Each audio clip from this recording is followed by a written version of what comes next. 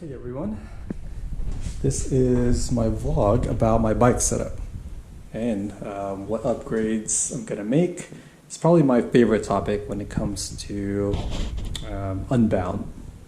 Right, so this is 2020 Niner RDO RLT, and I think it's the 4-star 2x GRX version. I've had it since September of 2020, taken it up a bunch of fire roads here in Southern California, and even took it back to North Carolina with me to climb some forest roads there. And I really haven't done a whole lot to it. Everything is mostly stock. So you can see here these wheels, alloy DT Swiss 1800, set up tubeless, and sitting on Schwalbe G1 all-rounds, which are about 45 millimeters, and this fork can actually fit 50. All right, so very forgiving for new off-road riders like myself at the time. Another, weird thing about this bike is having an identity crisis. It's got carbon stem, carbon seat post, carbon Easton cranks, which is kind of racy, but if you look here, you've got eyelets, which are for mounts, right? So it's confused, is it a race bike or a bike packing setup, right? So to the drivetrain here, here at the front, once again, Easton carbon cranks, 47 outer ring and then 32 inner. We've got basically the Ultegra version or Ultegra grade of GRX here. We've also got a chain connector. Towards the rear, got an 1134 setup. So my easiest gear is a 3234. This is the rear derailleur, GRX with a clutch. Really the only upgrades I've made are the top tube bag is where I keep snacks, keys, tire plugs, and you can't see it here, but back to the crank, I had a cinch power meter spindle installed on the non-drive side.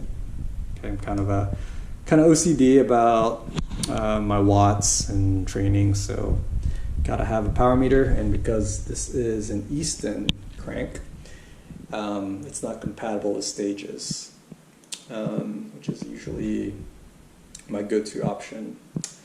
The power meter itself is okay. I feel like the Favreau Asiomas, which I run for road, are the standard. It just works. This model tends to have dropouts, which is kind of annoying. I actually had a dropout during my first gravel race at the beginning, so didn't know how much I was pumping, ended up blowing up. Should have gone with heart rate. Other upgrades.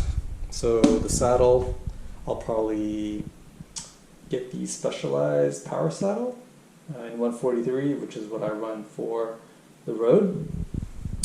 Up front, I'll probably get more gravel specific bar tape, which tends to be thicker and allows for more comfort.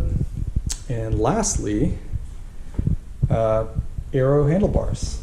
I've never ran that setup. I'm not a time trialist, but they say that Kansas or Unbound, you're going to be by yourself and facing a block headwind. And having the Aero Handlebars just makes that a little bit more bearable. Okay, so that's the setup. Other feature upgrades.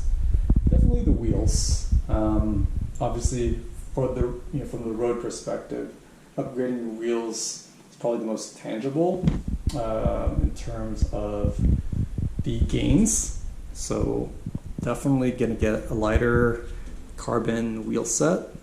And for tires, probably switch out the Schwalbes for some Maxxis Ramblers as we get closer to the event.